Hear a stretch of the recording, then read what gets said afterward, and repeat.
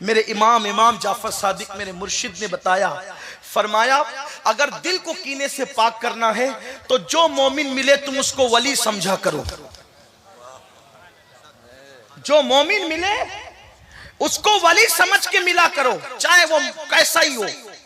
इसलिए कि जब वली समझ के मिलोगे तो उससे कीना नहीं होगा, उसके कुर्ते का मजाक नहीं उड़ाओगे, उसकी टेढ़ी नाक का मजाक नहीं उड़ाओगे, उसकी आंखों के कीचड़ का मजाक नहीं उड़ाओगे, उसके चेहरे का मजाक नहीं उड़ाओगे। क्यों? इसलिए कि जब उसको वली मान लिया तो उसके आगे तो आप झुकी जाओगे। इसलिए इमाम जाफर सादिक फरमाते हैं कि जब भी किसी मोमिन से मिलो उसको वली समझकर मिलो। आप कहेंगे कि क्या सारे मोमिन वली हैं? हम कहते यही तो बात उन्होंने कही है कि अगर वली निकला तब तो तेरा गुमान कामयाब है, और वली न निकला तो मोमिन से हुस्ने ज़न रखने का सवाब तो मिल ही जाएगा मोमिन से।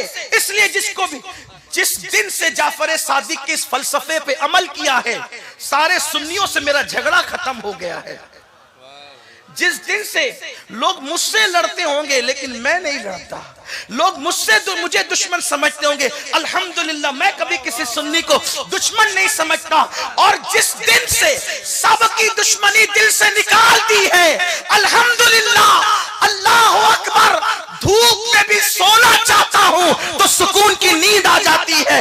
लोगों को नरम गद्दों पर करवटें बदलना पड़ती है, जो सीने से कीना निकाल देता है उसे धूप में भी सुकून की नींद आ जाती है। आपको भी मशवरा देता हूं, अगर सुकून की जिंदगी चाहते हो दिलों से कीने निकाल दो। इमाम जाफर सादिक के फलसफे पे अमल करो। इमाम जाफर सादिक कहते हैं जिस सुन्नी से मिलो वली समझ करके मिलो। जो अंदर है सिर्फ उन्हीं पे चादरें न चढ़ाओ, चादर चढ़ाओ जरूर लेकिन सिर्फ उन्हीं पे न चढ़ाओ। जो ऊपर है जरा उन पर भी मोहब्बत के अल्फाज चढ़ा दिया करो, उन पे भी जरा खिराज के अल्फाज चढ़ा दिया करो। इसलिए कि अल्लाह अकबर, मोमिन की शान ये है। और फिर पता नहीं खुदा किसे कब वली बना ले, खुदा किसे। और एक बात अर्ज करूं, बहुत प्यारी याद आई। कभी कभी कोई होता आवारा है लेकिन किसी नेक के गुमान से वो वली बन जाता है। गौस पाक रदी अल्लाह ताला के दौर में ऐसा हुआ, एक बंदा पीर ढूंढ रहा था। खैर से उस वक्त तो लोग पीरों को ढूंढते थे, अब पता नहीं क्या हाल है, गाफिल रहता हूं आपसे, आपके दिल से मुझे नहीं पता अब क्या हाल है, लेकिन उस दौर में लोग पीर ढूंढते थे। अभी किसी ने मुझे बताया है, पता नहीं कहां तक सही है, कि अब उलट हो गया है। बहरहाल दौर दौर की बात है, हालात की बात है। वो पीर ढूंढने निकला, इधर उधर, उसको पीर मिला नहीं।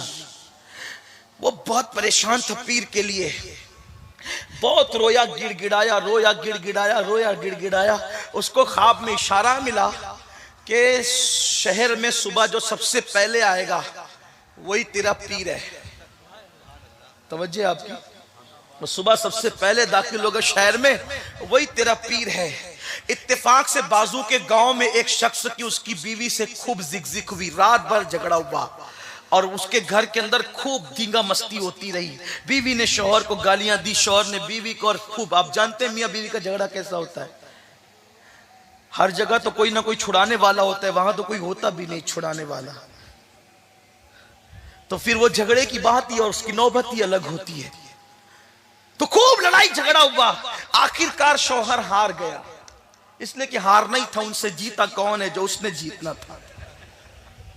शौहर हार गया और हारने के बाद उसने सोचा कि मैंने तो आज घर छोड़ देना है, ठीक है अब मैं तेरे साथ नहीं रहूंगा। और शरीफ रहा होगा बेचारा, घर छोड़ के चला गया।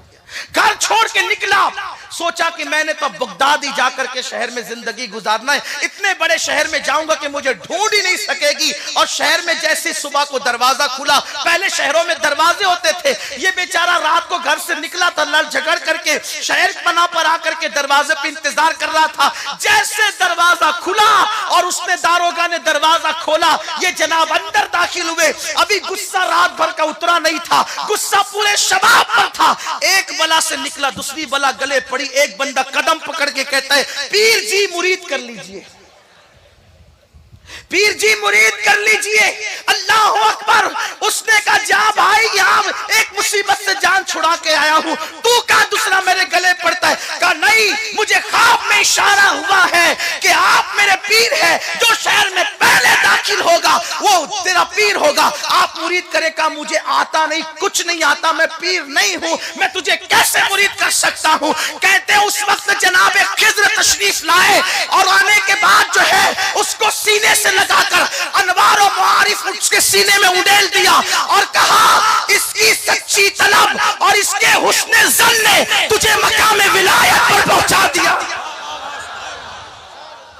मोमिन के हुस्ने ज़न ने। कुरान कहता है मोमिन की, कामयाब मोमिन की तीसरी पहचान, उसका सीना पाक होता है कीने से। सीने को पाक कर दो। इससे झगड़ा, उससे झगड़ा, इसकी मुखालफत, उसकी मुखालफत, इसका धंधा ज्यादा चल रहा है तो उससे जलन, उसकी बेटी को रिश्ता ज्यादा आ रहा है तो उससे जलन। आपका फायदा क्या उसमें, हमारा फायदा क्या उसमें? अरे दिल बड़ा रखो। हुजूर मुफ्ती आजम कहते हैं, किसको कितनी भी नेमत मिल जाए अपने हिस्से का कोई नहीं ले जाएगा यार। कहते हैं तेरे नसीब का नूरी मिलेगा तुझको भी, तेरे नसीब का नूरी मिलेगा तुझको भी। ले आए हिस्सा जो शाहो गदा मदीने से, जो हमारे नसीब में वो हमें मिल करके रहेगा।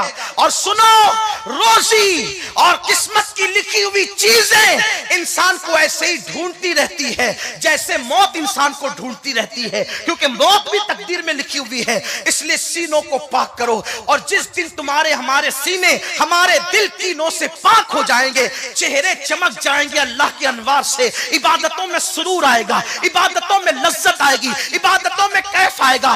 किसी के पैर मत काटो, किसी के पैर मत खींचो, किसी की इज्जत के अंदर जो है किसी को जलील मत करो, किसी की तरक्की में रुकावट मत बनो, किसी को तरक्की पे देखो दुआ करो अल्लाह इसे और अता करे, किसी को मालदार बनते देखो दुआ करो अल्लाह इसे और अता करे। सुनो सुनो, बहुत प्यारी हदीस याद आ गई। अल्लाह के रसूल अलैहि सलाम ने हजरत अनस से कहा, अनस तूने सुबह किस हाल में की? हजरत अनस इब्ने मालिक कहते हैं, मेरे मालिक मैंने सुबह इस हाल में की कि मेरा सीना मोमिनों के लिए कीने से पाक था।